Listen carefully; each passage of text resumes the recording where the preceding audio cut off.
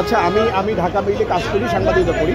আমি একটু জাস্ট জানার জন্য যে আপনি অন্য একটা গাড়িতে ছিলেন, কেন কেন মনে হলো যে আপনার এই কাজটা, যেহেতু আপনি দেখছেন যে ছিনতাইকারী? আমি জাস্ট একদম সামনে দোতলা বাসে একদম সামনে ছিলাম, তো আমি জাস্ট ওর দিকেই তাকানো ছিলাম যে গাড়িটা ব্রেক হয়েছে, ও আসছে, অ্যান্ড ওর দিকেই তাকানো ছিলাম আমি, আই ডোন্ট নো ওয়াই।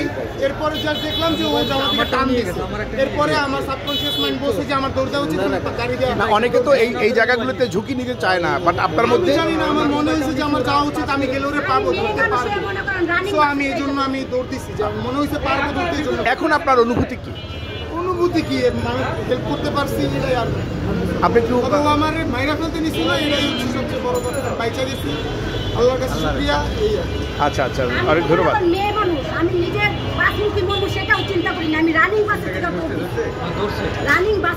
দৌড় দিচ্ছি। একজন আমরা অনেক সময় দেখি বিপদে কেউ এগিয়ে আসে না, কিন্তু একজন অন্য গাড়ির থেকে এসে আপনার ফোনটা উদ্ধার করে দিল, কি মনে হলো আপনার? তার কাছে সারা জীবনের জন্য ঋণী এবং তার কাছে আমি কৃতজ্ঞ থাকবো, এবং অনেক ধন্যবাদ তাকে, সে আমার সন্তানের মতো কাজ করে।